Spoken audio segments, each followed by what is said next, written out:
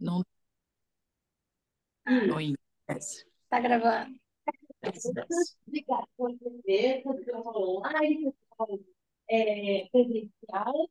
Hoje é mesmo uma sessão do Teleclube da Casa Zweig e a gente tem a honra de receber e de exibir e de debater esse filme Periferias da Fernanda Almeida.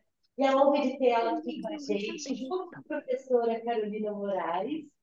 E também o Felipe Laureano, que também participa do filme, né? E ele é o presidente do Conselho Municipal de Cultura.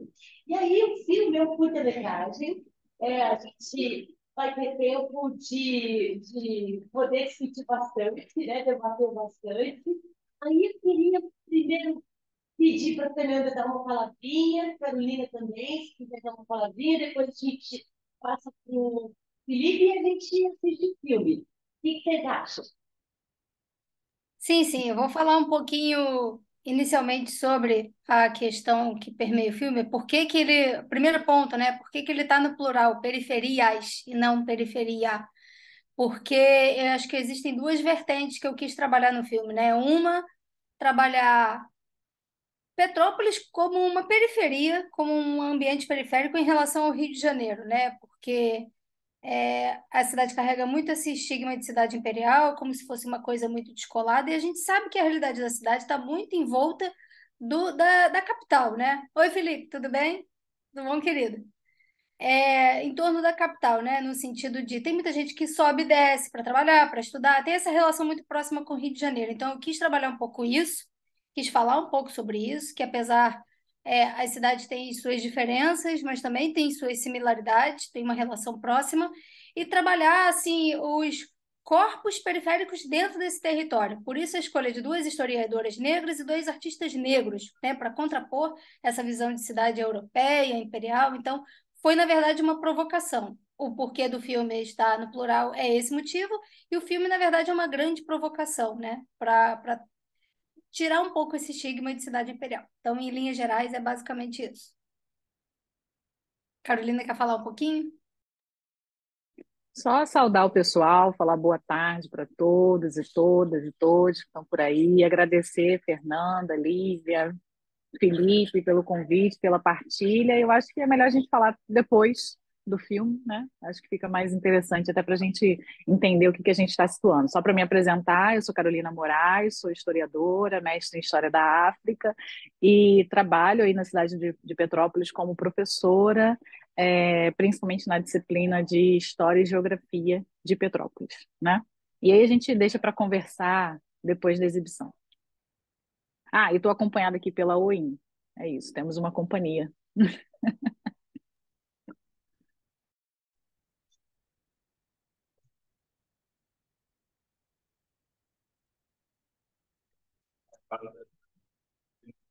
Vocês estão ouvindo? Agora sim.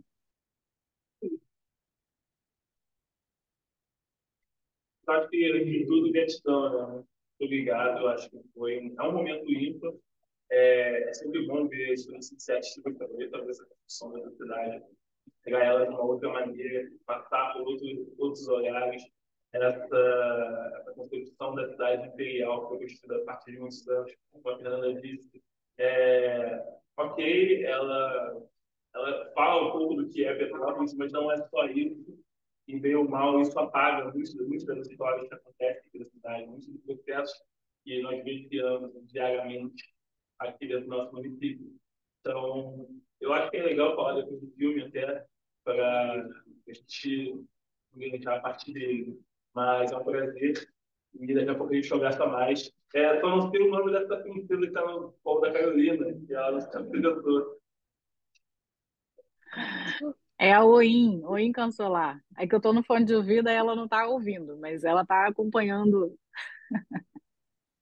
Ela é assistente da Carolina, ela acompanha tudo, ela viaja, ela faz tudo. Né, Wayne? Então, questão de ordem. É, vou pausar para depois voltar para o debate, ou eu posso gravar o filme junto com o debate? Eu acho que pode gravar o filme junto. Grava tudo de uma vez. Fica uma linha contínua, né? De como está sendo o evento. Por mim, pode Então, gravar. então, beleza. Então, eu vou fazer o teste aqui com vocês, ver se vocês estão ouvindo direitinho e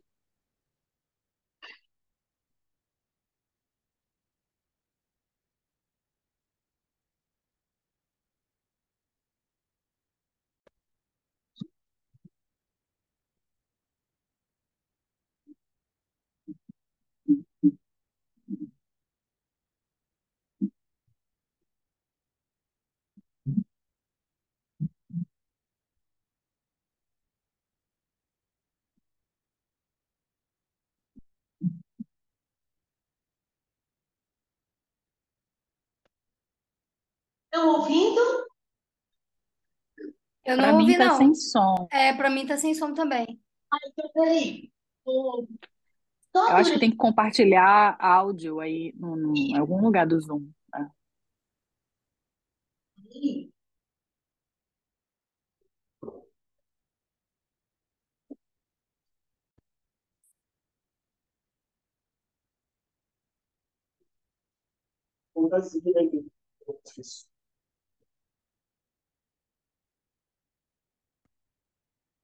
E agora? Deu? Foi. Então, tá. Agora foi. Beleza. Então, vou desligar aqui as nossas câmeras e o microfone. Bom filme para todo mundo.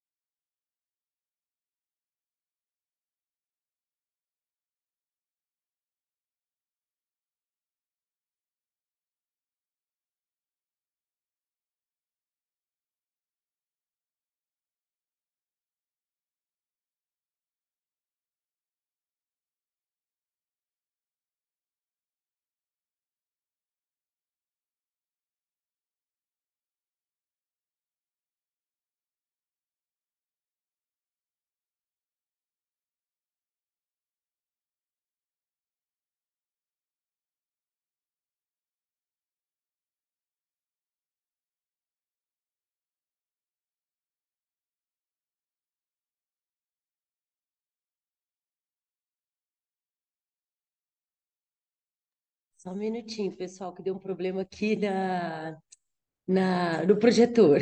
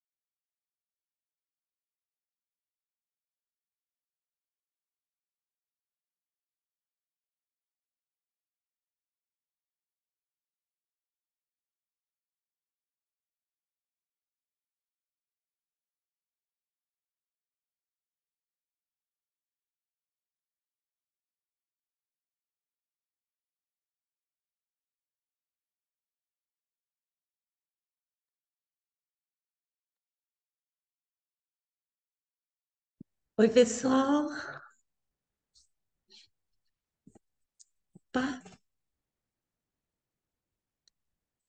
Estão me ouvindo? Sim, estamos aqui. Desculpa, não, eu acho que deu eco. Vocês ouviram a caixinha de som quando eu fiz o teste? Aí vocês falaram, não, tudo bem, né? E aí a Graça conseguiu assistir pelo link, eu mandei para ela, né? Aí ela vai Ah, passar tá. para a sala aqui também. Bem, primeiro, antes de passar, a gente vai fazer essa mesma ordem. E depois a gente queria passar para o pessoal daqui também, que a gente tem a presença da Érica Machado aqui, que é professora de arquitetura da UCP. A gente também tem o Frederico do IFAM, né, que está aqui com a gente também, o Getúlio Júnior, que também é arquiteto, o pessoal que está discutindo bastante Petrópolis. E aí, esse filme a gente comentou no grupo enfim, de um grupo de trabalho pensando Petrópolis como patrimônio da humanidade, né? E aí a gente assistiu o seu filme, debateu, e junto com a bibliografia que a gente está acompanhando também, do escritor Júlio Ambrósio, também o material do Jorge Natal, que analisa dados do IBGE de 2010, né? E eu te mandei, né, o material dele também. É um livro que está esgotado, mas que também fala um pouco da nossa cidade, assim, quase atualmente, né? Mas, enfim, o censo é uma coisa que quase deixou de existir nesses últimos anos, né? Então, eu assisti o seu filme no Prêmio Argila, então eu também quero agradecer a Aline Castela por esse prêmio maravilhoso que faz a gente conhecer o trabalho do audiovisual aqui na cidade. A Fernanda eu já conheço de um tempo, já é nossa parceira de cineclube aqui também, Há né? alguns anos Também já. não é? Da escola cultural também, ela deu um curso de audiovisual, de linguagem. E aí, eu não acreditei. Quando eu assisti o filme, eu falei, gente, quem é Fernando Almeida? E depois e aí eu falei, gente, quem é essa Carolina Maíra? Que pessoa incrível! Aí então tá sendo muito legal essa chance de conhecer, pelo menos virtualmente, Felipe Laureano, presidente do conselho também, que eu já acompanho, um amigo também de longa data aí, né? E temos também a participação do público que depois também vai se apresentar e vai se manifestar aqui. Então, eu queria pedir para a Fê, depois a Carolina, depois o Felipe, e a gente abre o público e fazer a inscrição e a gente vai fazendo o bate-bola, beleza? Tá bom. Ah, Em Fê, primeiro lugar, eu queria agradecer e queria pedir perdão por não estar aí. É porque eu tô no Rio, eu tô muito envolta com a finalização de outro filme, tá bem, bem problemático, inclusive. Mas, enfim, como eu tinha dito no primeiro momento, né, antes do início, esse filme, por ser um curta-metragem, ele é uma provocação, né?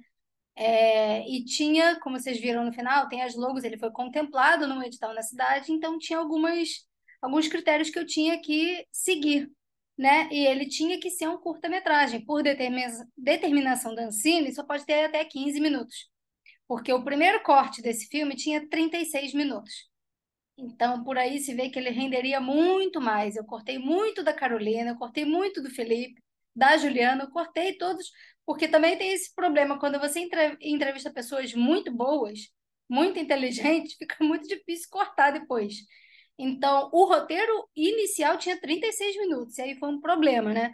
Então, porque esse assunto, na verdade, esse filme, eu acabo dizendo que ele é uma provocação inicial, porque a partir dele se desdobra muitas outras questões, né? Me dá uma alegria e me dá a certeza de que esse olhar meu é certo quando eu vejo que tem pessoas da área de arquitetura presentes nesse evento para debater a questão de habitação de espaço na cidade. A partir, eu falei lá no início, eu queria historiadoras negras, artistas negros. Então, tem a questão étnico-racial, da pseudodemocracia racial do Brasil e dessa cidade também. Então, esse é um ponto para ser debatido. Então, a questão habitacional é outra. E aí, Carolina vai poder falar melhor sobre isso, que ela dá aula de geografia, né? História e geografia da cidade, para concatenar esses dois temas, a questão racial e a questão de habitação, questão de espaço geográfico. Então, assim, ele é muito provocativo, porque ele dá um outro olhar fora desse estigma, né? Ele desdobra fora desse estigma de cidade imperial. Então, eu fico muito feliz que ele tenha uma repercussão e que as pessoas se sintam provocadas a debater coisas a partir dele. E desde o início eu falo assim, pode exibir, eu quero que ele rode, eu quero que ele seja visto, eu quero que ele seja falado, porque é para isso, assim, né? Esse é o intuito, provocar e desdobrar olhares a partir daí. Se a Carolina quiser falar um pouquinho agora, eu vou falar fragmentos e aí a gente vai costurando. beleza. Obrigada, Fê. Então, Carolina, foi uma surpresa, né, te conhecer enfim, pela sua fala. E aqui na Casa Stefan Zweig, né, a gente tem o Memorial do Exílio, que também tenta homenagear artistas, cientistas, enfim, refugiados da Segunda Guerra, pelo mesmo problema de eugenia, de uma eugenia diferente, mas que foi ótimo quando você falou. Aí eu passei o link para Cristina Michaelis, que é a nossa diretora aqui da Casa Stefan Zweig, e ela amou o projeto, falou: vamos, nossa, eu quero muito ver esse debate. Hoje ela não está aqui, infelizmente, mas esse debate está sendo gravado e depois também ela vai poder assistir e a gente vai poder compartilhar. Lógico que eu vou dar uma editada, né? Essa parte que o vídeo ficou sem som, né? Mas seja super bem-vinda, Carolina. Obrigada, querida. Bom, eu acho que toda vez que eu assisto Periferias, eu tenho de novo assim esse impacto, né? A Fernanda estava falando do fato dele ser um curta, mas para mim ele é um curta que transborda reflexões e perguntas de longo prazo na realidade, né? E ele toca num ponto que é um ponto muito sensível da história da cidade de Petrópolis e da realidade contemporânea hoje, né? Do lugar onde essa população negra da cidade, a gente está falando aí de território, que lugar é esse, que território é esse que a sociedade, que a população negra ocupa hoje na cidade de Petrópolis. Oi, me ajuda um pouquinho? Obrigada. Quer deitar? Deita. E aí eu estava agora refletindo de novo, quando a gente estava vendo o filme, tem dois pontos que eu queria abordar já assim, até para a gente poder conversar, pensando aí que a gente tem arquitetos na sala, enfim, pensando que o Felipe está aqui também com a gente, pensando a questão da dança, né, e como que a dança e as danças que têm essa matriz, essa vertente, que são danças, por exemplo, como o hip hop, né, que partem de uma vertente da produção negra, da produção cultural negra, que lugar que isso ocupa na cidade hoje. E aí eu fiquei pensando, primeiro essa coisa básica de que a cidade de Petrópolis tem duas narrativas dominantes, que são narrativas que se conjuntam, assim, elas andam juntas, né? Que primeiro que é uma cidade baseada na imigração alemã, e tanto que a gente está celebrando, né, durante essas últimas 3 semanas a festa da Bauer e tudo mais, essa programação está dentro dessa festa, e segunda narrativa dominante, que é a cidade imperial, né? E como que essas duas narrativas dominantes, elas acabam causando esse silenciamento que o Periferias traz, né? Um silenciamento que ele é quase que proposital. E esse silenciamento, ele reverbera no território da cidade, né? E aí eu estava pensando, por exemplo, agora, comecei a refletir coisas, por exemplo, que o Milton Santos, nosso grande geógrafo, né? Brasileiro, falava em relação a território, que o território era justamente esse lugar, esse espaço onde ocorrem as ações, inclusive as disputas de poder e as disputas de narrativa, né?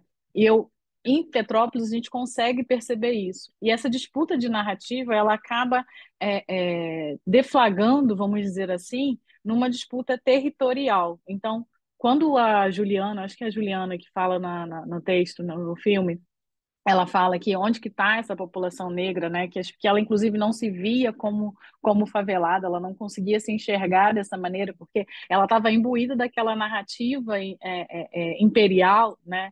Ou quando o Yuri fala que assim onde que está o meu corpo nessa cidade, né? Que cidade é essa a qual eu pertenço? E isso são temas pertinentes para o cotidiano, e aí eu vou falar de onde eu tô, né? Para o cotidiano da escola, do aluno se enxergar parte da cidade. Eu já fiz alguns trabalhos com os alunos quando eu estava em sala de aula, de questionar mesmo, assim, por onde que eles circulavam, né? Eu queria entender um pouco da sociabilidade deles ali. Eu estou falando de crianças de 14, 15 anos, principalmente oitavo e nono ano, que eu trabalho muito. E os lugares de sociabilidade, onde que eles ocupam, os lugares que eles se divertem, são sempre nos bairros onde eles moram. Eles não circulam pela cidade, eles sequer conhecem a cidade. Às vezes eu estava falando sobre, baseado na apostila de HG, que a gente já pode fazer aqui uma reflexão, que é uma apostila que está completamente obsoleta, e agora, muito recentemente, a Secretaria de Educação está fazendo, né, está começando, junto com o COMPIR, que é o Conselho de Promoção da Igualdade Racial da cidade, começando uma reflexão sobre a importância da gente fazer uma transformação nessa apostila, para essa apostila ter a história negra e a história indígena, né, como duas vertentes importantes.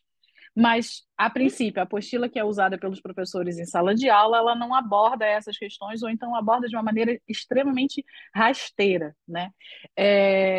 E quando a gente vai falar dessa temática, então, dos territórios e de onde que está essa população, as crianças, os adolescentes, eles não conseguem se enxergar como parte da cidade. Eles são parte do Atílio, eles são parte da Independência, eles são parte, enfim, eles vão citando, né, principalmente os morros e as favelas, mas eles não conseguem se ver na cidade. E quando a gente está falando de arquitetura, por exemplo, tem uma boa parte, né, aproveitando que a galera da arquitetura aqui, uma boa parte da apostila fala de arquitetura.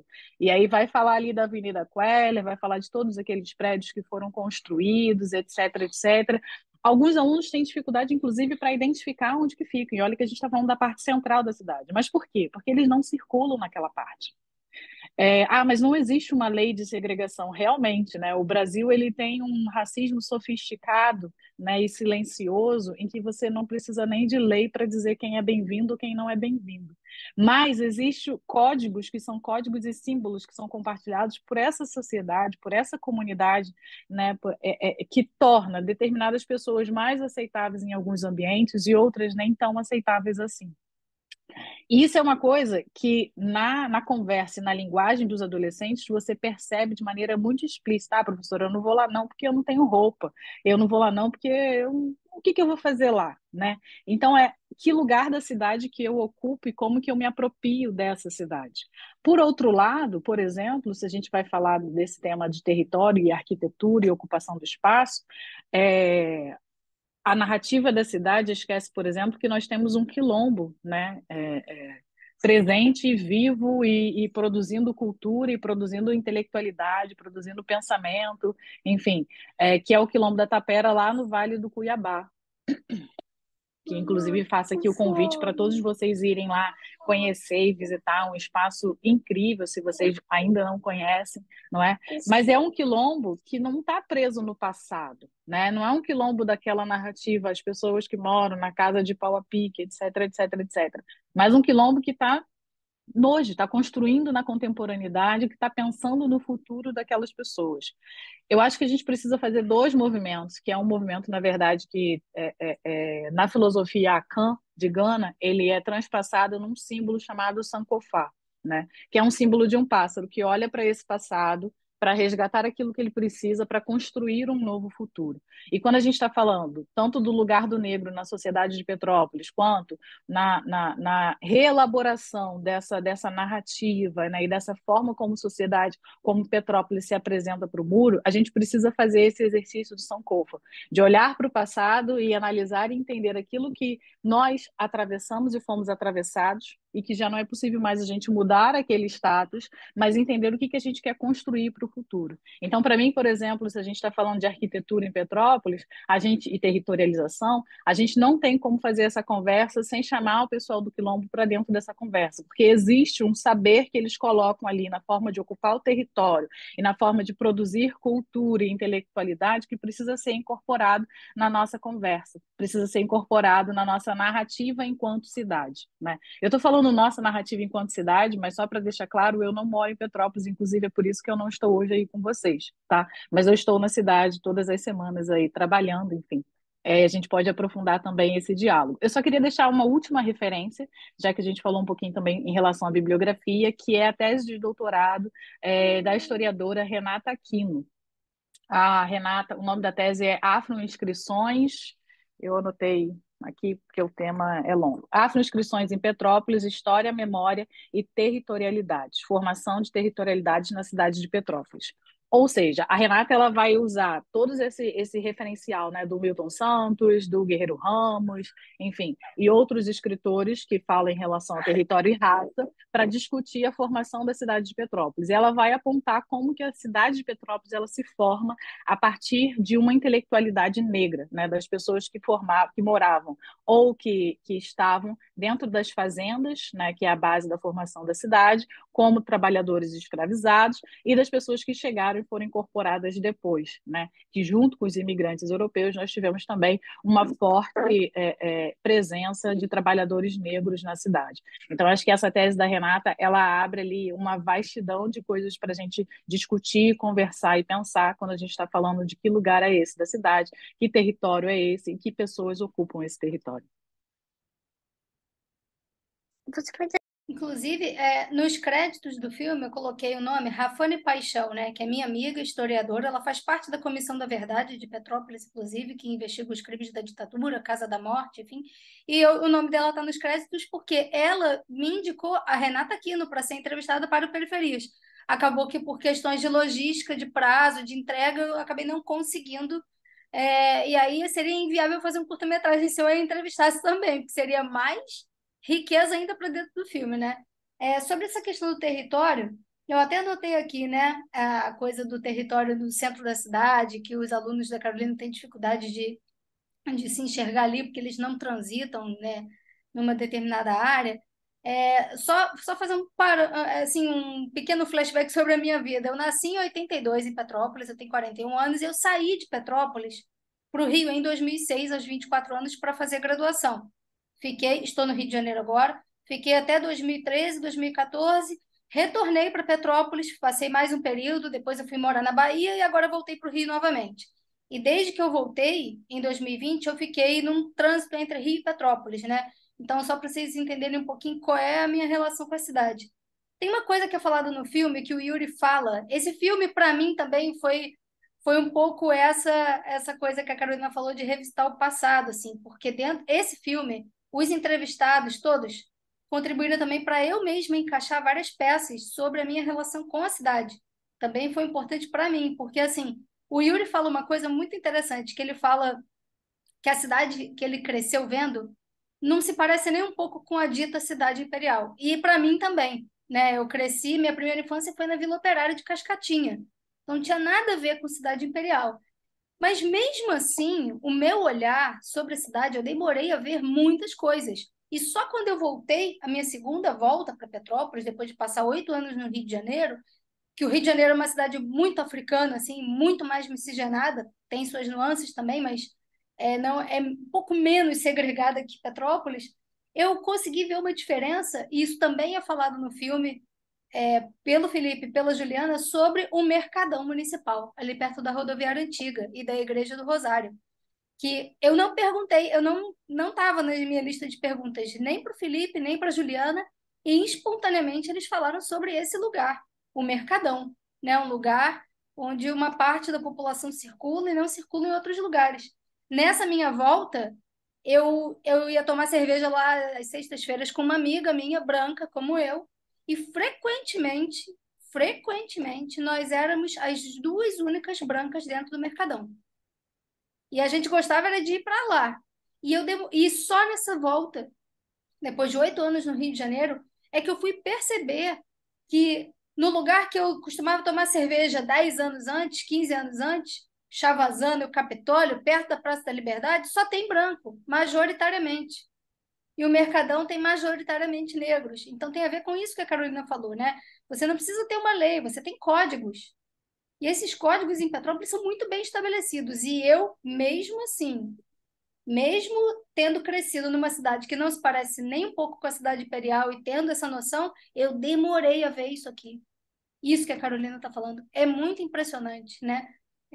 Os códigos dessa cidade, assim. Então, eu queria pontuar isso. Até anotei para falar, porque isso era muito importante. Pra vocês verem o que é o discurso da branquitude, né?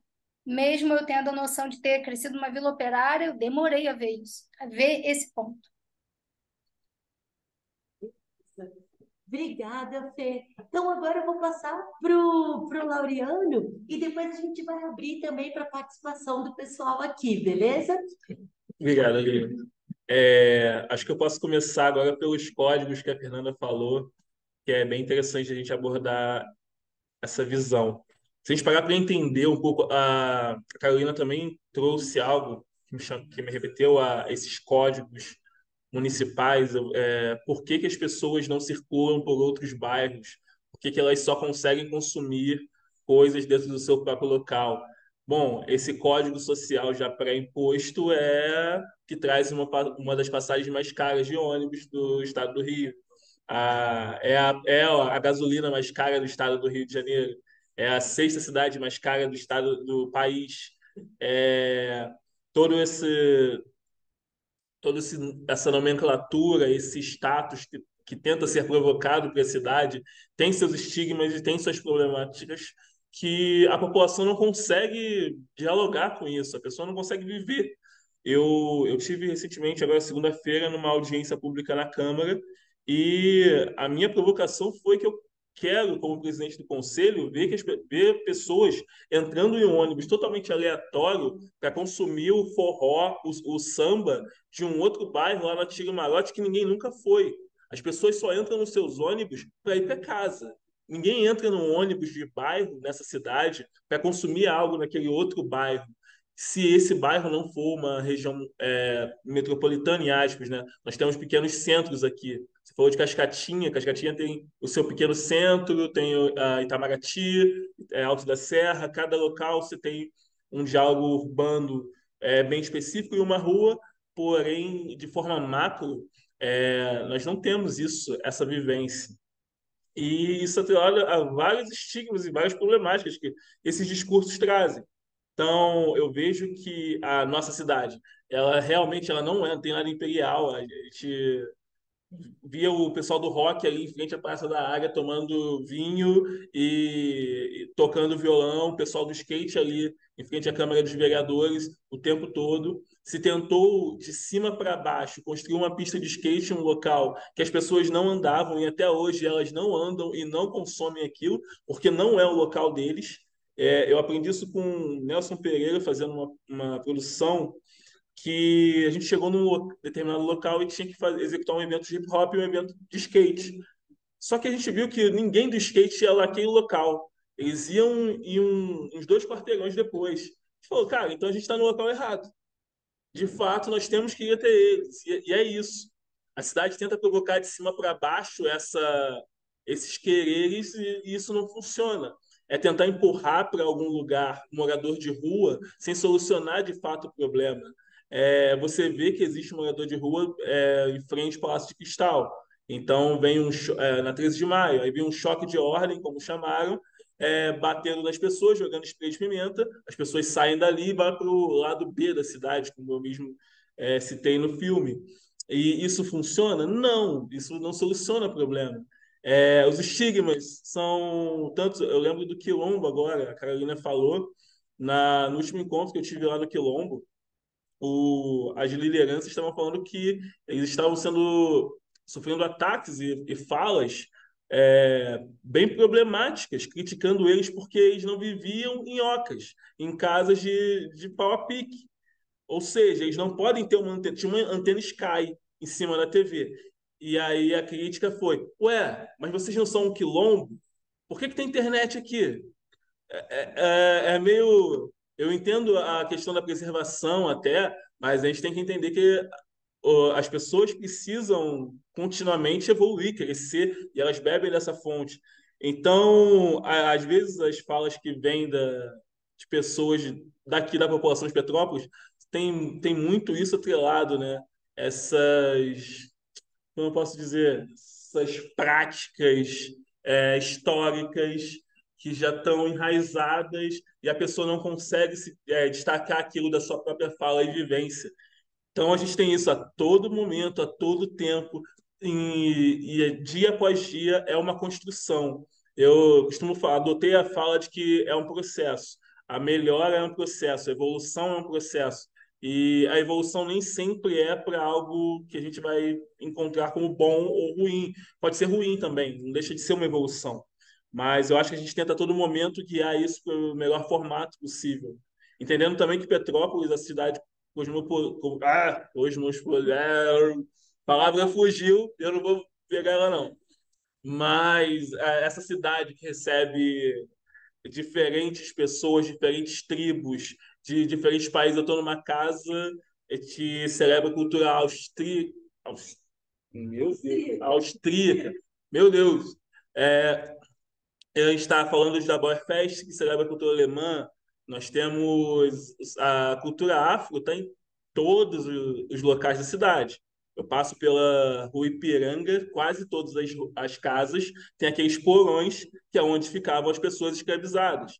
Então, lembrando de novo que não são escravos, são pessoas escravizadas, porque elas são pessoas antes disso. Elas não, escravo não é uma denominação de uma pessoa.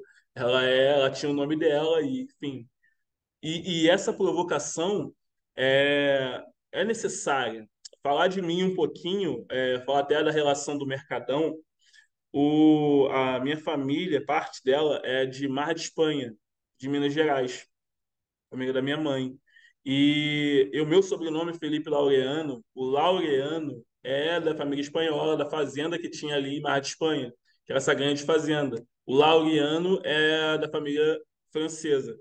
E aí nessas buscas, viagens, me deparando com outro laureano europeu, eu comecei a trocar, vi que tinha um brasão de uma família, tinha uma representação, eu falei, ué, peraí, eu não tenho brasão, ninguém na minha casa usa um brasão. E essa perda de identidade, a gente pode falar que é por acaso, mas eu não acho que é por acaso, porque isso se replica em vários municípios, em vários países e territórios diferentes. Então, isso é proposital, isso é sistemático e bem arquitetado. A gente tem uma perda de identidade, de não reconhecimento de si. Eu falo isso pelas meninas que eu dando aula de dança, acho que em 2013 foi quando eu comecei a perceber que as crianças e adolescentes estavam usando black, estavam trançando o cabelo. Antes disso, eu me lembro da minha mãe, todo fim de semana, ou de 15 em 15 dias, não me lembro, passando a chapinha, a coisa, aquela. Era tipo uma tesoura quente, que passava assim no cabelo para ele ficar alisado, para ele se aproximar de algo. E e essa perda de identidade, você não entender quem é você, você não entender nem na sua estética, que eu acho que é o primeiro ponto, e aí é uma provocação até para a gente entender alguns porquês de por que uma pequena sereia negra, por que provocar um super-homem negro, para tentar provocar de alguma forma nessa criança, nesse adolescente, dizendo que ele também pode se reconhecer como algo maior do que ele mesmo. E a gente vai do lúdico para o real a todo momento. Eu acho que em Petrópolis é muito evidente que, porque o discurso da cidade, ele por si só, a cidade se vende dessa maneira. Então a gente está batendo de frente com uma arquitetura sistêmica que vem muito antes de mim, de todos nós aqui, de toda essa construção. No longo prazo, eu sei que a gente vai superar isso, vai construir uma nova Petrópolis. Eu não sei que tipo de Petrópolis será. Com certeza eu não sei. Eu espero que seja a melhor possível. Mas eu não sei realmente. Eu posso ser muito, posso estar sendo muito pessimista, mas eu gosto de andar com o pé no chão e entender que cada um tem o seu tempo de evolução. Eu não posso cobrar do outro que ele tenha o mesmo desenvolvimento que eu tive. Eu posso sugerir as mesmas provocações, mas eu não posso esperar os mesmos resultados. Tá, estou eu aqui, o estudante de psicanálise e a análise se autoanalisando, né? Mas com toda essa construção, falando agora só para concluir o paralelo da dança até, as danças afro se permaneceram a partir dos quilombos e dos terreiros. Ponto. A dança urbana no estado do Rio de Janeiro, não só Petrópolis exclusivamente, ela veio a partir dos covers. Diferente de São Paulo, São Paulo veio recebendo imigrantes de Nova York por ser região metropolitana, receber um grande centro, receber grandes empresas, teve essa provocação. No Rio de Janeiro, a partir dos covers, as pessoas faziam cover de Michael Jackson, NSYNC e artistas da época e copiavam as danças e aquela estética, a forma de andar, e a partir daí foi se construindo. O fundamento em si, eu digo que foi próximo de 2006, quando Brian Green é um homem negro de Nova York, que foi um dos primeiros ali da geração da cultura hip hop a ter contato com uma escola de dança e o ensino acadêmico. e começou a mapear, identificar o que acontecia. A partir daí se vieram outros movimentos de se entender também todo esse processo dentro do Rio de Janeiro e do Brasil e identificar as culturas urbanas e afro-urbanas que aconteciam aqui em outros locais. Nós aqui no Brasil chamamos nossas culturas culturas urbanas, de culturas populares, sejam as danças populares, músicas populares e coisas do tipo. A gente não tem uma identificação social, étnica sobre nossas próprias produções. O samba, a gente pode muito bem falar que ele é uma cultura preta, porém nós não tratamos de forma popular ele dessa maneira. Mas, de qualquer forma, essa construção a partir da dança aqui do Rio de Janeiro veio da partir desse processo em estética. Bebíamos muito a fonte de pessoas de Los Angeles por conta da Globo. Eu costumo dizer que todos viam o Rio de Janeiro no Brasil. O Rio de Janeiro vendia para o mundo, mas o São Paulo vendia para o Brasil inteiro. Todos vinham para cá, queriam ver o Cristo Redentor, queriam ver as danças, mas era em São Paulo que se encontravam os fundamentos e tudo mais. A gente sempre teve nesse paralelo, nesse link com a com o estado de São Paulo, e Petrópolis não foi diferente. Aqui na cidade nós tivemos alguns estúdios que foram tidos como os loucos que recebiam as danças urbanas. Algumas pessoas antes de mim até iniciaram esses movimentos aqui. Uma das primeiras pessoas que eu conheci aqui foi uma pessoa que não foi atuante de longo prazo, foi um tal de B-Boy Júlio. Ele foi da GBCR, da Rocinha, foi um B-Boy, mas ele não atuou aqui de fato a longo prazo. Isso eu encontrei por pesquisa. Depois veio Rodrigo Silveira, Marcelo Cruz, Bernardo Stumpf e outras gerações de pessoas. Bernardo, que hoje também atua em dança contemporânea, em outras coisas mais. Enfim, todos eles atuam. Tivemos algumas gerações de sucesso. Temos bailarinos desde Ariana Grande em Los Angeles, balé em Orlando, em outros locais. E todos esses processos, as pessoas vivenciaram por conta dessa união aqui da cidade. As danças afro, por estarem nos terreiros, eu vou fazer um paralelo. Na Lei Paulo Gustavo, pessoal, quando eles falam de questões étnicas, eu tenho um trecho que fala culturas afro-brasileiras, inclusive de terreiro. Esse inclusive, se vocês pararem para ler o texto original, está na lei. Esse inclusive, eu acho que ele é muito agressivo, passivo-agressivo, mas é de propósito, é exatamente isso, para que entender que o terreiro é um local que se mantém muitas tradições. Para provocar e entender que não é para se desconectar dele, jogando ele para uma religião e algo que é inalcançável, né?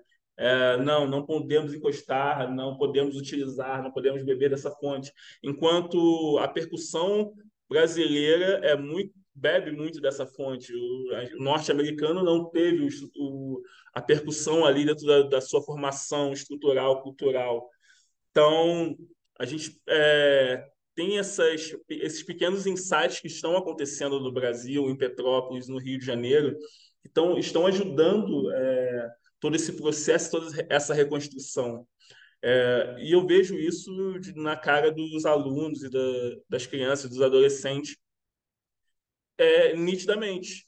Nítido quando eu vejo eles escutando uma música e se identificando com o cantor, querendo usar o colar igual do artista. Eu me lembro que quando eu era criança eu tinha um cabelo mais cortadinho, eu já usei uma coisinha aqui na frente igual do Ronaldo, porque o futebol era a estética em ascensão. A única pessoa na TV que eu via e identificava eram duas, era o Jorge Lafon, que era a Vera Verão, na Praça é Nossa, a careca, e os jogadores de futebol.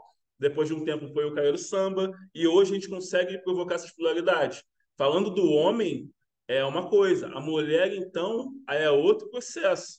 Eu vi minha mãe chorando quando ela viu um filme e viu uma empregada doméstica negra, e não um estereótipo da pessoa negra. Então, eu falei, nossa, eu tô num filme. Isso foi antes dela falecer, um ano atrás. É, e é isso. Eu acho que essa provocação, essa identificação, e eu acho que a gente está num processo de mudança. Esse encontro, essa conversa que hoje já vai provocar isso, o filme da Fernanda já traz isso também. E vamos lá. Eu espero que daqui a um ano a gente fale de tudo que a gente colheu de bom desse encontro e de tudo que está melhorando. Acho que a conversa tem que ser já, tipo, e aí, evoluiu quanto? E não quais são os problemas, né? Mas é isso. Obrigado mais uma vez e até. Ah, obrigada, Felipe. Muito legal, uma aula também aí Eu falo da... muito. Assistimos uma aula de história da dança, que, tipo assim, eu não sei nada, eu tava assistindo a Exatamente. aula aqui. Pois é. Gente, como a gente está em poucas pessoas, eu posso pedir para quem quiser participar, sentar aqui, como se fosse o. Para a gente poder. Só porque ele está conectado, e se eu desconectar e conectar, capaz a gente não conseguir voltar para o projetor. Aí então, tudo bem? Érica, a Érica que falava. Ela está com a Estefânia, depois Getúlio, depois o Rico. Aí quem quiser falar também, só se inscrever. Oi, gente, boa tarde, né, para todo mundo. Eu só queria agradecer. Eu sabia que eu vinha para aprender, mas eu aprendi infinitamente mais do que eu imaginava. Eu queria muito agradecer e deixar uma singela sugestão para que vocês pudessem fazer uma versão do Periferias Expandidas. Faz um longa, faz uma coisa gigante, porque eu fiquei assim, já acabou, sabe? E com assuntos tão maravilhosos, assim, e tão necessários, né? E que os espaços e os debates ainda são muito tardios, assim. E eu vim justamente é, também muito motivada, né? Pela minha pesquisa do doutorado, que é uma pesquisa sobre paisagem e patrimônio transculturais em Petrópolis. Justamente porque não é só imperial, né? Não é só alemão, e a gente tem uma singularidade muito grande aqui, né? Com o papel de toda a cultura e da população negra, assim, de maneira completamente essencial, né? E que isso não é falado, não é dito, assim, quando eu comecei a pesquisar, e são pouquíssimos, né, os fragmentos e vestígios, assim, principalmente na área de arquitetura até, e você vai vendo cada vez mais apagamentos, né? Mas essa presença ainda, de uma forma ou de outra, apesar dos apagamentos e da valorização só daquilo que é monumental e oficial, do centro histórico, ah, essa presença precisa ser destacada, mesmo que a gente não tenha mais testemunhos construídos como a gente já teve a primeira capela de Nossa Senhora do Rosário, né? Que foi demolida, ela existiu por muito mais tempo do que a atual, e ninguém fala disso, assim, é uma coisa muito louca, ela não tem nos mapas. Ela aparece, mas não aparece com a simbologia no mapa de igreja, sabe? Assim, é uma coisa absurda, né? Tem um artigo que me impressionou muito, um artigo de jornal que fala, na verdade, sobre a primeira matriz de Petrópolis, que era na frente do Palácio Imperial, ali, né, o museu, e aí conta que quando o artigo conta que do Bretz, quando a Princesa Isabel assina a Lei Áurea, ela sobe para Petrópolis e chega na estação de trem, que é do lado, que é a antiga rodoviária, hoje terminal, do centro, que é simplesmente do lado da Capela de Nossa Senhora do Rosário, que foi construída por doação da população negra. Só que ela não vai comemorar, né, a população não vai comemorar com ela a abolição ali. Eles vão para a igreja na frente do palácio. Que, sabe assim, é uma coisa tão absurda, né? E esses relatos, assim, o quanto é falsa essa questão democrática, inclusive, né, como a Fernanda comentou, assim, mas eu queria muito agradecer, muito, muito, muito, muito. Depois eu queria pedir o contato de vocês para que eu tenho certeza que eu vou aprender muito com vocês para a contribuição da minha pesquisa, que, de alguma maneira, mesmo que muito pequenininha, para contribuir com esse realce, essa inclusão e mostrar o que de fato Petrópolis tem, né? E é muito mais rico e muito além daquilo que se conhece. Mas muito obrigada. E façam um Periferias Expandidas, por favor. Obrigada, Eu, gente. eu falei com Carolina ano passado sobre isso. Você lembra, Carolina? Vamos fazer a continuidade do Periferias. E uma das coisas, eu queria falar isso. Rapidinho, antes de abrir novamente, uma das coisas que eu gostaria muito de fazer em Petrópolis é mapear os terreiros de Umbanda e Candomblé, porque eles são todos muito escondidos e eles são maravilhosos. Eu morei 3 anos na Bahia, gente, e eu saía da Bahia para ir a Petrópolis para ir me consultar com a Preta Velha no terreiro de Umbanda, no Vale dos Esquilos. Tem vários terreiros nessa cidade. Inclusive, eu conheci a Carolina fazendo entrevista por uma mostra, está no YouTube, quem quiser pode buscar. Mostra Olodé, primeira mostra de cultura afro-brasileira online, foi durante a pandemia, foi contemplada pela Lei Aldir Blanc e foi promovido por um terreiro que fica em Cascatinha, produzido, né? Produção de conhecimento. Então, música, arte, cultura, tudo relacionado às atividades do terreiro. Então, assim, isso tudo em Petrópolis, né? Então, assim, o Periferias Expandido passa um pouco por aí. Queria fazer essa observação, porque ela falou disso e eu já tinha conversado isso com a Carolina ano passado. Beleza, obrigada, Fê. Agora é o Federico do IFAM, nosso amigo Rico. Boa tarde a todos.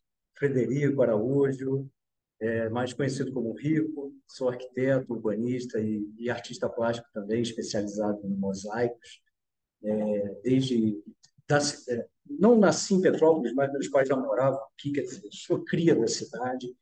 E desde 2019, depois de um tempo morando fora, voltei para a cidade e estou atuando no IFAM, né, Patrimônio Nacional.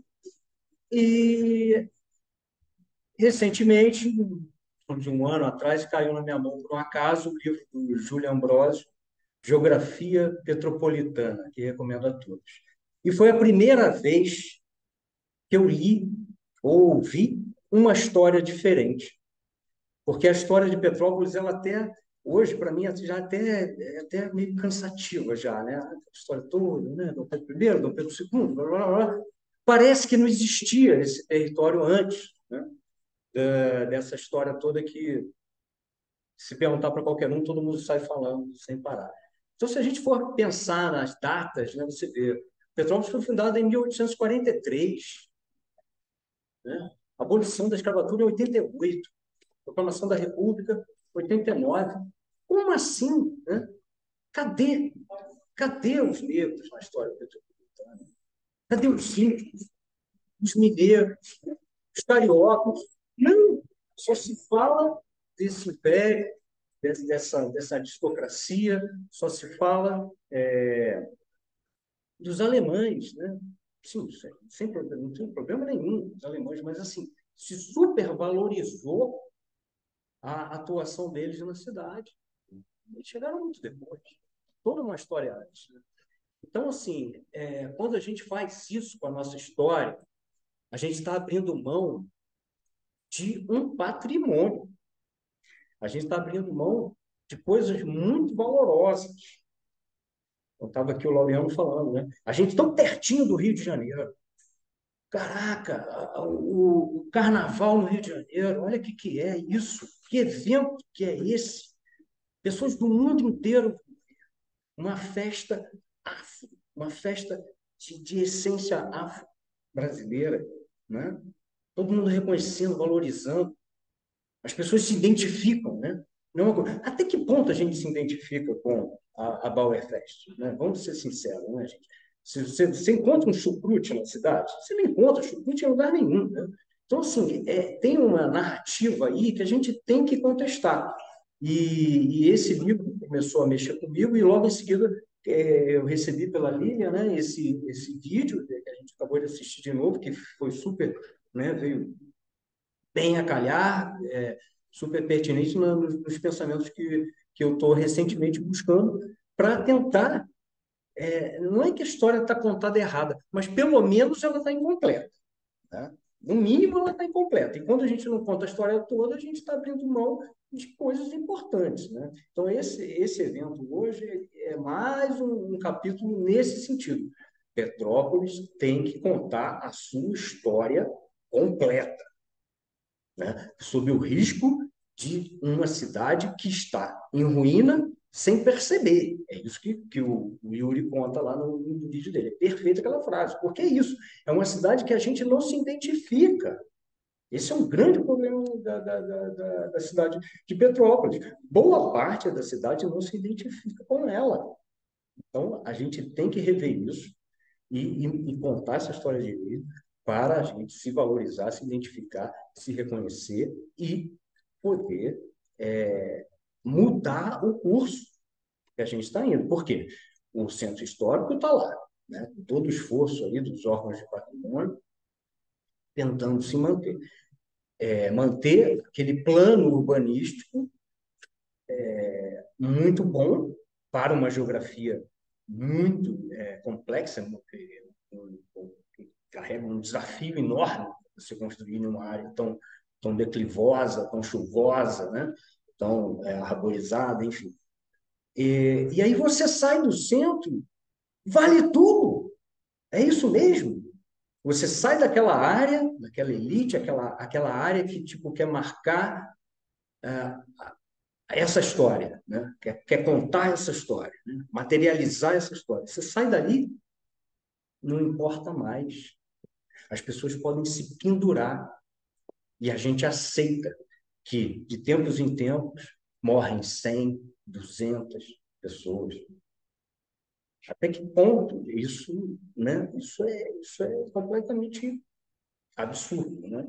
Então, assim, tem que mudar.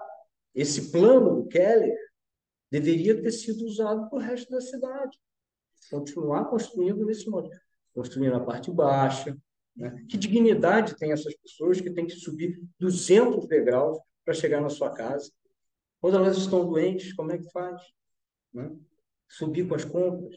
Né? Então, assim, tem muitas coisas que a gente tem que repensar realmente sobre a cidade. E parar de ficar contando essa mesma história, excluindo uma série de coisas que são muito importantes e com essa exclusão a gente só perde. É isso, meus caros. Não vou me alongar muito, não. Obrigado pela oportunidade aí da fala. Boa tarde a todos. Obrigada, Frederico Araújo.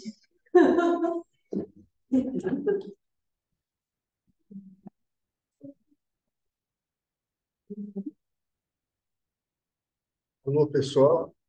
Meu nome é Getúlio Júnior, sou arquiteto.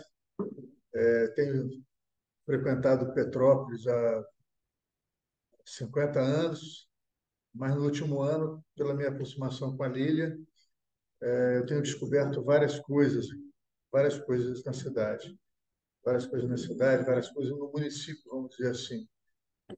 Sempre vi a cidade como uma cidade imperial, uma cidade belíssima de se passear a pé, com diversos tipos de casarões, feitos por diversas gerações, mas, ao mesmo tempo, por ser vizinho a Petrópolis, eu sou nascido aqui em Paraíba do Sul, cidade vizinha, eu comecei a perceber que, através do caminho novo, né, dessa variante do caminho novo, eu comecei a perceber outras periferias, né, de Petrópolis, né? Porque eu fui chefe de cadastro das cidades da Estrada Real. Quando o Instituto Estrada Real foi criado, eu estava lá como fundador e me colocaram lá como algumas cidades do Rio de Janeiro, de Paraty, Paraíba do Sul. As cidades, enfim, são 9 cidades do estado do Rio de Janeiro que pertencem ao Instituto Estrada Real no projeto macro deles. E eu cheguei a visitar Petrópolis uma vez, passando pelo caminho do Ouro, vamos dizer assim, caminho novo, né? Visitando Itaipava, visitando o secretário Pedro do Rio, até a Serra Velha. E participei da colocação desses marcos também, dos marcos turísticos. Mas no último ano é que eu comecei a perceber muito mais a cidade e as suas periferias, porque o Caminho do Ouro, a variante do Caminho Novo, ela tem 300 anos. Ou seja, Petrópolis tem uma cultura de 300 e poucos anos, uma cultura, uma história fantástica. E essa história, ela precisa ser recontada, porque Petrópolis não tem somente 180 anos, Petrópolis tem 300 anos. O Rio de Janeiro comemora lá 450 e poucos anos, Recife comemora 400 e carqueirada, e daí por diante, cidades históricas, cidades comemoram o nascer da civilização, e não apenas uma emancipação política. Então, assim, eu comecei a perceber que Petrópolis, por esse caminho do ouro, ele tem diversas histórias para serem contadas. A chegada do mineiro, a travessia do carioca, quer dizer, cariocas e mineiros atravessando esse trecho de sertão, ao mesmo tempo, os índios que estavam por aqui, inseridos na Mata Atlântica, ao mesmo tempo, os negros chegando, construindo a cidade, os italianos, os alemães, os austríacos, né? Estamos aqui na casa aqui, de um austríaco, e diversas outras nacionalidades, diversas outras, vamos dizer assim, não exatamente periferia, mas a gente percebe que a cidade ela precisa ser resgatada na sua cultura, na sua história, refazer essa história toda, recontar essa história. E, por acaso, a gente teve uma experiência com o processo de Paraty Patrimônio Mundial, ao mesmo tempo Vassouras também no processo de Vassouras Patrimônio Mundial, e no encontro com o Rio, que acabou de falar para a gente, a gente pensou em desenvolver esse projeto aqui em Petrópolis. E começamos a perceber onde estão os índios que estão nas estatísticas do BNDES, 600 índios, onde estão esses indígenas? Participam da vida da cidade? Onde estão, de fato, os negros aqui no centro da cidade? Onde estão todos esses guetos, todas essas famílias que poderiam estar unidas construindo uma nova Petrópolis? Onde estão inseridos todos esses povos? Porque se a gente, nesse projeto dessa luta que estamos encampando agora, com cerca de 20 membros, 20 membros de cada setor, cada segmento social dessa sociedade petropolitana. Se nós queremos fazer um projeto de Petrópolis, patrimônio da humanidade, com certeza todos os segmentos sociais terão que participar, principalmente as periferias, os índios, tudo que envolve Petrópolis nesses 300 anos, e não apenas nos 180 anos de um pequeno centro histórico. A história de Petrópolis é muito maior, é muito mais ampla. Hoje nós estamos vivendo no planeta inteiro as mudanças climáticas que afetam diretamente Petrópolis. A Lília estava me lembrando hoje que no material que se tem da Unesco para tornar uma cidade de patrimônio mundial, tem a questão dos acidentes, das calamidades. Tudo isso acelera o processo. Henrique, ouviu isso, né? A Lília que estava colocando que nesse processo nós temos que ter um capítulo somente para as calamidades, para as coisas que acontecem por aqui, porque as cidades que têm problemas a serem resolvidos com urgência, elas entram nas urgências da Unesco também. Então, a minha palavra aqui nesse grupo seleto que está aqui na casa é no sentido de fato, a gente incorporar todas essas periferias, todos esses guetos, todas essas comunidades nacionais e internacionais que vivem aqui dentro da cidade e que poderiam participar mais ativamente num contexto num contexto de troca de ideias e de reconhecimento de uma Petrópolis muito maior do que ela é. Aí eu fecho aqui. Valeu, um abraço. Obrigada, Getúlio. Marcelo? Marcelo Cruz?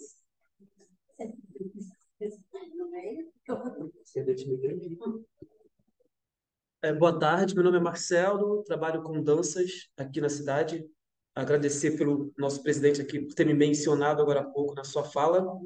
E a minha fala aqui, na verdade, é para agradecer o documentário, eu estava ansioso para assisti-lo, e também sugerir um segundo episódio, terceiro, quarto, e solicitar também que isso chegue a mais pessoas, né? Mais pessoas que precisam realmente de ter essa aula, de absorver todo esse conteúdo que é muito valioso.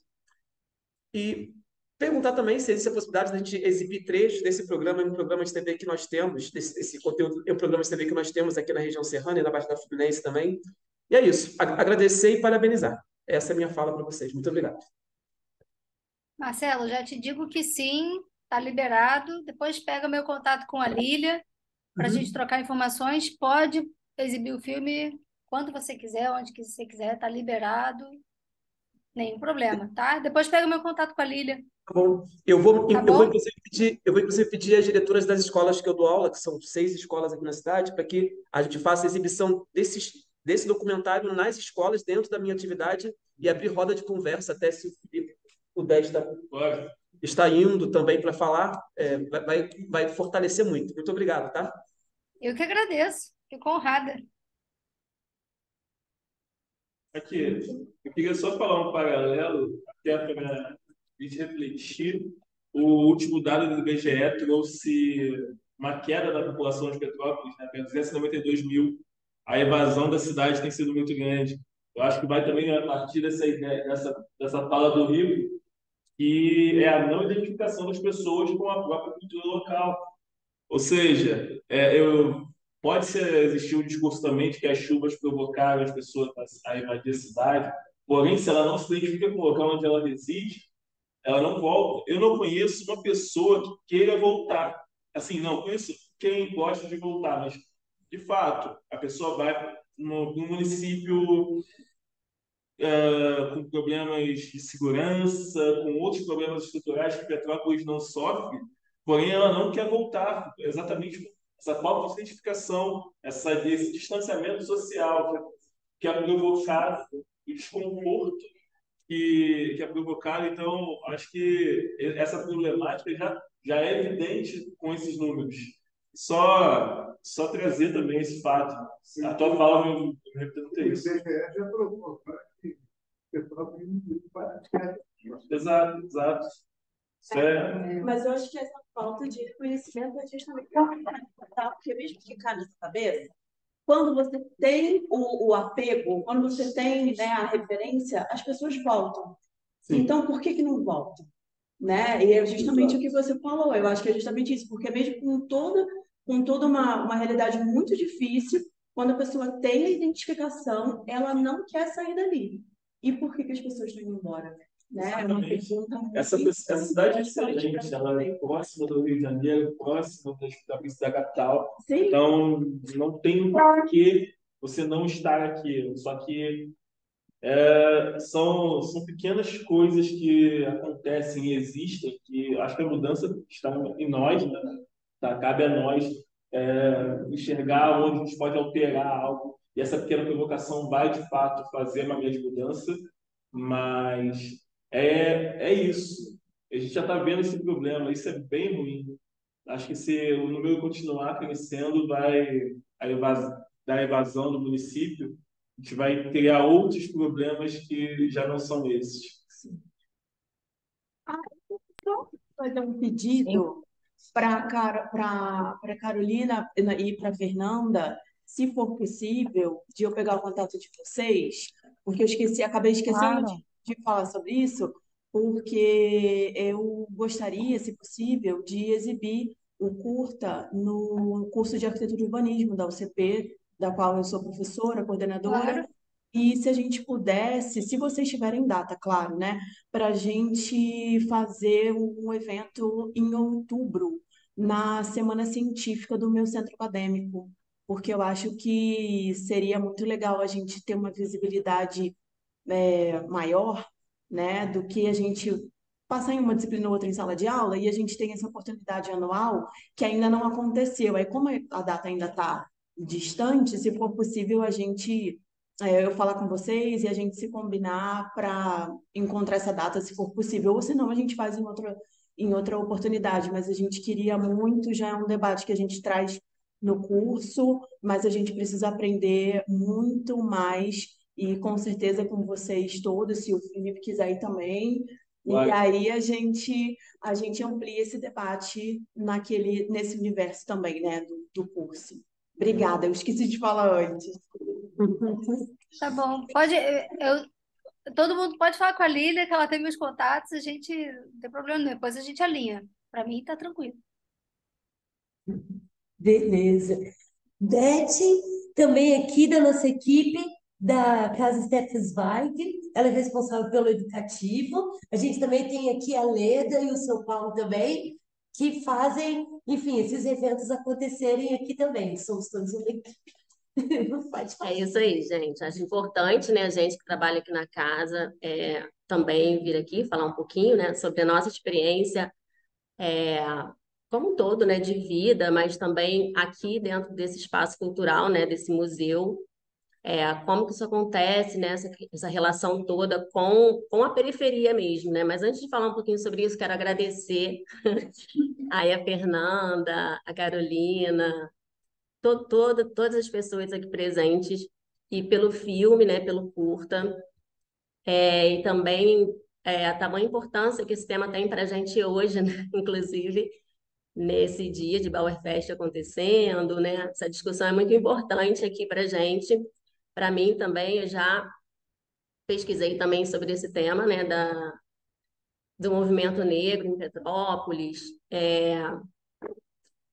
Foi quando eu pensei em fazer o mestrado, eu pensei em fazer sobre isso, sobre memória do povo negro em Petrópolis, mas acabei não fazendo, mudei de tema, mas continuei pesquisando sobre patrimônio cultural em relação escola e museu.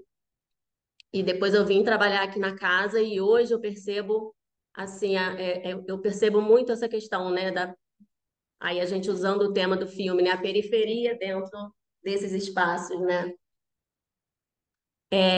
Trabalhando no educativo, eu sou educadora museal e a gente tem um projeto educativo aqui na casa que a gente trabalha com as escolas públicas do município de Petrópolis. O nosso projeto ele oferece transporte gratuito e lanche para as crianças. Então, assim, o espaço, como a escola pública, né, o espaço assim fica assim lotado de crianças, de adolescentes, de jovens negros, né, da periferia, ocupando esse espaço cultural. Isso é muito lindo, é muito bonito, tem sido assim maravilhosa a experiência, né? Então, eu queria contar um pouquinho disso tudo para vocês. Não poderia deixar passar em branco, né, essa experiência linda que a gente tem aqui. A gente tem muitas fotos, muita produção cultural desses estudantes, né? E não só o que eles fazem aqui, mas também os desdobramentos depois. E a gente, assim, tem trabalhado bastante para que esses jovens, né, voltem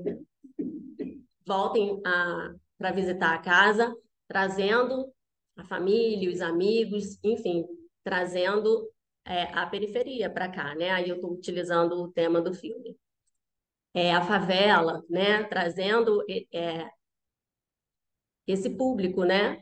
Porque os museus, como a gente sabe, tem um público elitizado, né? Por mais que a gente trabalhe, a gente vê que os eventos que a gente tem, né? Quem aparece normalmente é um público mais elitizado. Então, não só desse museu, né? Mas a educação museal, de maneira geral, já vem trabalhando bastante para trazer é, estudantes de escola pública, que na maioria são estudantes pobres, né? E negros, para ocupação desses espaços museais e centros culturais. É isso, eu acho. Falar um pouquinho aí do nosso educativo, para não deixar passar. Então é isso, gente. Se eu lembrar de mais alguma coisa, eu... Obrigada. Obrigada, Beth. Pessoal, alguém mais gostaria de falar alguma coisa aqui na sala? Se vocês também quiserem Eu fazer queria mais ainda uma... fazer. Eu sei que o tempo já foi, mas eu só queria fazer dois comentários assim super breves enfim, primeiro agradecer todos os comentários, enfim, acho que Fernanda tem aí, tá sozinha não, tá, Fernanda? Mas você tem aí uma missão de fazer a continuação do Periferias e a gente está junto nisso. Eu fiquei pensando enquanto o Felipe estava falando agora naquele filme do cinema nacional chamado Narradores de Javé, né? Que é um filme excelente, não sei se vocês já viram, mas que nessa ideia de que é uma cidade, já é uma cidade que está na iminência de ser destruída, e os moradores, então, eles começam a pesquisar que história aquela cidade tem, para que aquela cidade não seja destruída para se tornar uma represa, né? Como assegurar que aquela memória da cidade garanta a sobrevivência da cidade. E eu acho que o trabalho, por exemplo, que o Rico e o Getúlio estão fazendo, né, de escrever essas Petrópolis como patrimônio mundial, ele vai nesse sentido de recuperar as diversas narrativas sobre a história de Petrópolis, né? E, inclusive, quando a gente pensa, né, o momento que nós estamos vivendo, né, a forma como nós estamos pensando em 2023, a nossa preocupação em relação à diversidade, à equidade racial, acho que são temáticas que atravessam esse trabalho, pautam esse trabalho que vocês estão levantando. Então, acho que é bem legal a gente ter essas várias narrativas, essas várias vozes sobre a cidade de Petrópolis, olhando para esse passado e também pensando que futuro é esse que a cidade quer, né? A cidade de Petrópolis, ela assinou, por exemplo, o Pacto das Cidades Antirracistas, nos quais Rio de Janeiro faz parte, enfim, é um pacto internacional, Nova York faz parte, etc, etc. Ou seja, são proposições já nesse caminho de entender que existe uma pluralidade e uma diversidade nesse território. Em relação ao trabalho da Érica, a pesquisa que ela está realizando, achei bem legal, Érica, e fiquei pensando duas coisas também, né? Que tem... Oi, dá uma ajuda aí para a mamãe. Tem um fato histórico, na verdade, que é interessante, que eu acho que é pouco explorado na história da cidade, que de alguma maneira vai desencadear nessa pesquisa em relação à arquitetura da cidade. O primeiro deles os ferreiros que trabalhavam na cidade de Petrópolis eram, em sua maioria, né, não só na cidade de Petrópolis, era uma coisa que acontecia no Brasil de maneira geral, escravizados retirados de determinadas... Então, só um minuto, a mamãe está falando. You just wait a little, ok? Por favor. Então, os ferreiros que eram trazidos para o Brasil, né, de uma maneira geral, e em Petrópolis isso também acontece, eram ferreiros de determinados pontos do continente africano, né? Eram pessoas escravizadas. Na verdade, foram essas pessoas escravizadas que trouxeram e fundaram a metalurgia no Brasil. Então, a gente tem, por exemplo, algumas insígnias, e aí está uma pesquisa para ser feita, para conhecer. Eu não conheço se existe essa pesquisa em Petrópolis, existe essa pesquisa em outras cidades do Brasil, que é a questão dos portões. Os portões das principais casas, as casas das grandes famílias, né, eram portões de ferro e que traziam insígnias do continente africano, principalmente insígnias do povo Akan, que são esses adinkra, né, que são símbolos filosóficos. Aqui no Rio de Janeiro existe uma pesquisa sobre isso, de como que esses ferreiros incorporavam a sua linguagem filosófica na feitura daquele portão, e isso é um patrimônio arquitetônico que está presente em diversas cidades e que a gente às vezes não tem conhecimento de que aquilo ali foi feito e pensado, né, a partir de uma filosofia, de um trabalho intelectual de uma pessoa negra. Outra coisa que eu queria apontar nesse levantamento de arquitetura sobre a cidade acho que muita gente não sabe, mas um dos nossos nomes célebres, né, tanto do movimento abolicionista como o engenheiro André Rebouças, ele estudou aí na cidade de Petrópolis, no Colégio Keller. E o André Rebouças, no Rio de Janeiro, por exemplo, ele foi a pessoa responsável por construir, né, um prédio que é o chamado Docas Pedro II, que é um prédio que está de pé até hoje ali na pequena África, com mais de 10 mil metros, né, quadrados de território, enfim, é um prédio que é emblemático na sua construção, porque, inclusive, ele fez um acordo com o imperador Dom Pedro II para que só se fosse utilizada mão de obra livre naquele prédio, né? E ele pagou, ele foi uma das primeiras pessoas que contratou para uma obra pública pessoas negras e pagou salários a essas pessoas. Então, é um prédio realmente monumental. Eu não sei, por exemplo, se, como ele era muito próximo da família real, ele era um defensor da monarquia, muito próximo da princesa Isabel, foi uma das pessoas que mais aplaudiu quando ela assinou a lei. Eu não sei se ele tem algum prédio na cidade de Petrópolis, por exemplo, né? Um engenheiro negro, filho de 2 pais negros que vieram da Bahia, que conseguiram se inserir nessa elite monarquista, que morou em Petrópolis, que estudou no Colégio Keller e que talvez tenha deixado algumas de suas obras aí também na cidade. Eu acho que isso é uma coisa interessante da gente pensar, conhecer e se aproximar. E aí, só para finalizar, agradecer ao Marcelo, falar para você que a gente está fazendo a gente está tentando montar uma rede de professores que lutam por essa educação mais plural, essa educação antirracista. Então, depois eu vou pedir também sua autorização para pegar seu contato, para a gente ficar por perto, enfim, pensar coisas juntas, né? Agradecer a Beth pelo seu depoimento em relação à presença dessas crianças. Eu acho que é muito importante qualquer movimento de fazer as pessoas circularem na cidade, dar um novo sentido de apropriação e de identidade para esses jovens, sabe? Então, eu acho louvável assim, esse trabalho de trazer as crianças, sabe? De trazer para que elas conheçam essa história, né? Que também é uma história diaspórica, né? O povo judeu ele passou por uma diáspora desde que saiu, né, da sua terra para o Egito. E é uma história então que entra ali, tem muitas. A história do povo judaico ela se confunde, na verdade, ela faz muitos paralelos com a população negra. Inclusive, tem muitas potências para a gente entender e caminhar bem próximo, né? Nessa história que é uma história de dor na maior parte das vezes. Então, acho que é interessante as crianças terem acesso a esse conhecimento. Eu fico feliz em saber que isso está acontecendo. No mais, dizer para vocês que eu estou muito feliz em participar aqui e espero que esse debate continue na cidade, que a gente realmente consiga construir uma Petrópolis mais diversa, né, onde as pessoas negras, que são maioria na cidade, consigam também ser ouvidas e ativamente participar dessas conversas, desses debates e da construção dessa cidade. Poxa, muito obrigada, obrigada a você, Carolina, que legal. Depois eu vou trocar os contatos, então, de todo mundo aqui, né? Eu fico responsável, mas eu também quero o seu, depois eu vou pegar com a Fê. Eu tenho você no Instagram. Né? Obrigada. É, alguém mais? Felipe quer fazer? Não?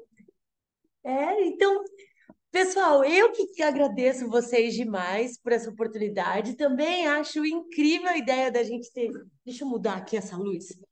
É, acho muito legal a ideia de ter continuidade do filme, né? Dos desdobramentos, enfim, fazer uma série. Aí tá aí rolando Paulo Gustavo agora, né? Super legítimo, né? Que isso, é, enfim, continue, né? Que essas falas continuem, que a gente consiga aprender também e saia, né? Desse olhar da branquitude, né? Como a Fê falou, né? Que o patológico é isso, né? É essa coisa da gente achar, do normalizar, né? E achar que, tipo, a gente é um único contador da história, né? A Carolina falou do narrador de Javé, eu já fui falar para o Rico e para o Getúlio, o pessoal do Patrimônio da Humanidade tem que ver, né? Não, é maravilhoso. O roteiro é uma loucura, porque aquela coleção Aplauso, né, da imprensa oficial do Estado de São Paulo, eles publicaram, né? Eu tenho o roteiro e é muito livre. né? Então, tipo, os atores ajudaram, era uma metalinguagem. Os atores ajudaram a criar a história, a contar a história da cidade, a criar o personagem na frente da câmera em conjunto. É uma coisa maluca o filme, assim, e é lindo, porque é a paixão, né?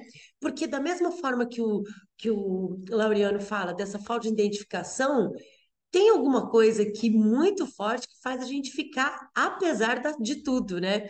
Então, ontem andando na Bauer, né, eu falei, eu tive um discurso bravo, assim, eu falei, ai, tomara que ninguém tenha ouvido, só o Getúlio.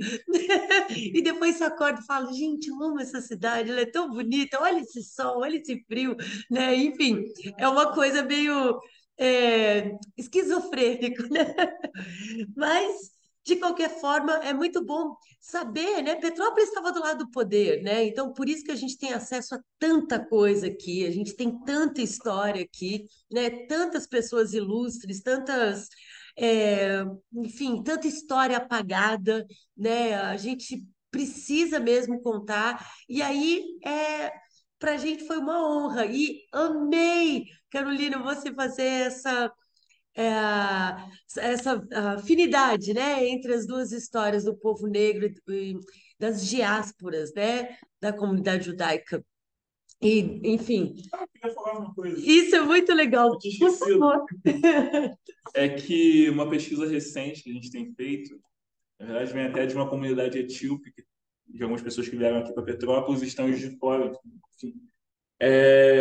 A visão que está sendo aplicada é uma visão um pouco diferente, até porque a primeira Bíblia é uma Bíblia etíope, a primeira Bíblia identificada. Então, a partir disso, se gera uma confusão para nós aqui no Brasil de como o continente africano, que tem mais de 700 etnias, que como o continente se comunica com Deus e com a religião e com toda essa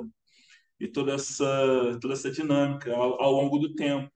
Veio já a fala dos judeus negros, que, enfim, e aí tem toda uma construção a partir dessa identidade. Tem o pessoal do Congo, que tem uma outra visão sobre, tem a questão de Ogum, o túmulo de Ogum, que Ogum, todos os orixás foram pessoas vivas. O túmulo de Ogum existe na África. E esse túmulo, a Igreja Católica construiu uma na cidade foi em Israel. Eu esqueci o nome da cidade.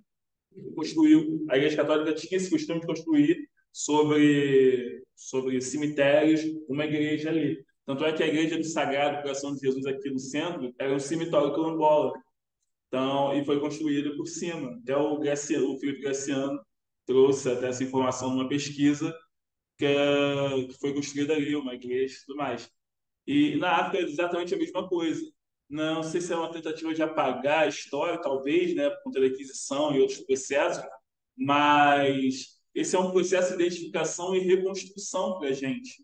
Porque a gente, aqui no Brasil, tem muita dificuldade de entender por que no continente africano tem uma maioria muçulmana e cristã, quanto existem muitas falas de que a África não reconhece o cristianismo.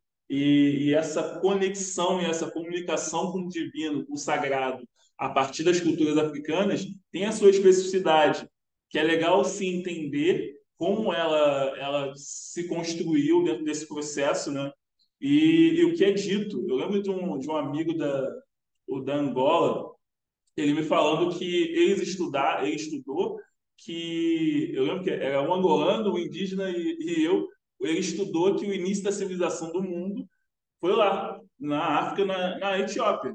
Tipo, Adão e Eva, e o início da civilização foi a partir de lá. Falando também dos genes, do teste genético que é feito pelo mundo inteiro, é identificado 2% dos genes em todos os seres humanos como esses genes vindo da Etiópia. Já o indígena, esse colega já falava sobre o discurso de Pedro Augusto Cabral, que para eles todos os portugueses são ladrões. Implementado hoje até para ele, falar, não, ó, isso aqui foi um ladrão que roubou esse território nosso, eles chegaram aqui nas nossas terras, a gente recebeu eles roubaram o que a gente tinha, mataram a gente, escravizaram. Então, é todo um processo de construção que vem a partir da infância e que provocam adultos e adolescentes, entre muitas aspas, problemáticos, né? Que a gente está sempre refazendo a história, identificando novos pontos, entendendo como as coisas se conectam. Para essa comunidade etíope, eu acho que talvez seja importante até essa conexão por conta de como as pessoas pretas são caçadas quando elas se identificam com lendas e culturas africanas ou remanescentes. Quanto aqui, a nação Queto, do Candomblé, vem a construção a partir de uma meninazinha aqui do Rio de Janeiro, que é uma das patriarcas, mas a gente tem a identificação de 3 princesas que foram escravizadas, foram libertas, e a partir disso elas criaram a identificação e tudo mais. E aí foram distinguindo, e a nação Queto nasce a partir daí, de uma casa que tem na Bahia, eu esqueci o nome agora, ah, mas de qualquer forma, é interessante saber que no Candomblé, tanto na Umbanda, mas principalmente no Candomblé, a gente tem diferentes nações. Cada nação tem a sua história por si só e a sua construção. Os terreiros também têm seus dogmas e sua independência, entre aspas, sobre como se identificam com a história. Então, acho que pela cultura africana ter o griot e essa metodologia oral de passar o conhecimento, a gente não tem um livro único que carrega toda a história como se tentou fazer ou se tenta fazer com a Bíblia ou com outros livros. A coisa vai se perdendo quando você mata outra pessoa, quando você retira o sobrenome dela, quando você faz isso. Então, essa conexão, você falou dos judeus até, e toda essa construção, cara, são histórias que vêm desde filosofia, antropologia, e eu falo que a Bíblia são 3 livros, né? Um livro de história, um de filosofia, um de misticismo, e onde o místico é a fé, a história, como a gente identifica, filosofia, os conhecimentos ali atrelados. E todo esse processo, a partir do griot, da oratória ali que eu carrego até, a gente tem dogmas e práticas que são só nossas. Por exemplo, quando me vem o feminismo negro, me trouxe uma outra concepção. E eu falei, cara, realmente, isso aqui não era assim. Tipo, na minha casa, a minha avó sempre mandou, ela é a matriarca da família. Entendendo que a mulher tem esse papel na nossa maneira de ver. Ela não era a mulher que ficava em casa e o marido trabalhava. Minha mãe trabalhava, minha avó trabalhava, minha bisavó trabalhava. Então, é um outro processo de construção. Eu sei que também tem dogmas machistas e outras problemáticas, mas essa identificação de como as pessoas se inserem socialmente e como elas dialogam entre si, como cada casa é uma casa diferente, como se você for na minha casa, ela é uma casa única e exclusivamente diferente, porque eu tenho meus processos, eu tenho minhas vivências, e eu respeito o que as pessoas mais velhas, conectadas a mim, me passaram, desde os meus avós e tudo mais.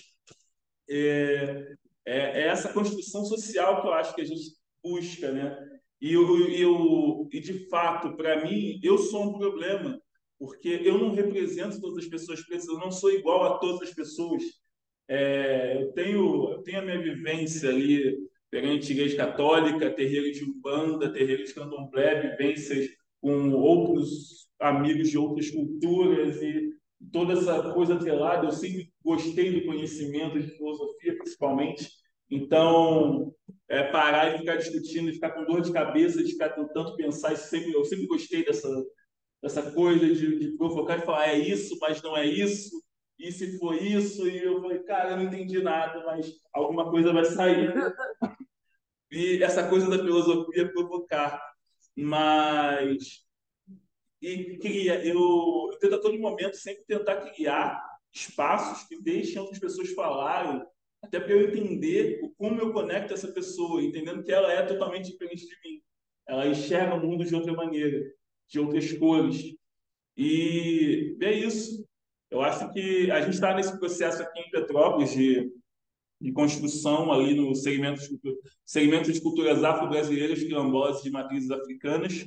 O nome é extenso até para conseguir discernir que são diferentes pontos de partida, mas é isso.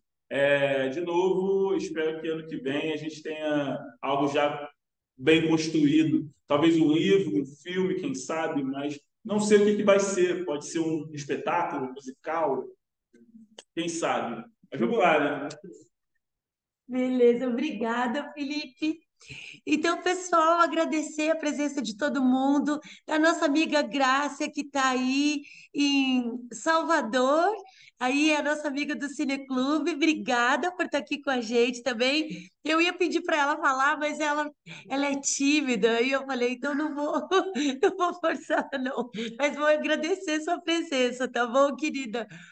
E obrigada, Carolina, também, Fernanda, todo o pessoal que veio até aí, brigadão. E depois eu vou disponibilizar essa gravação, eu vou editar alguma coisinha, né? E aí eu vou disponibilizar no site, no YouTube da Escola Cultural e também aqui no YouTube da Casa Stefan Zweig. Beleza? Obrigada, pessoal. Boa tarde. Tá bom, querida, muito obrigada. Eu fico muito feliz com a repercussão e eu quero que esse filme se espalhe, se desdobre cada vez mais, mais e mais. Valeu, brigadão. Parabéns, Fê, parabéns a todos Obrigada, vocês. Tchau, obrigada, tchau. obrigada. Tchau, tchau.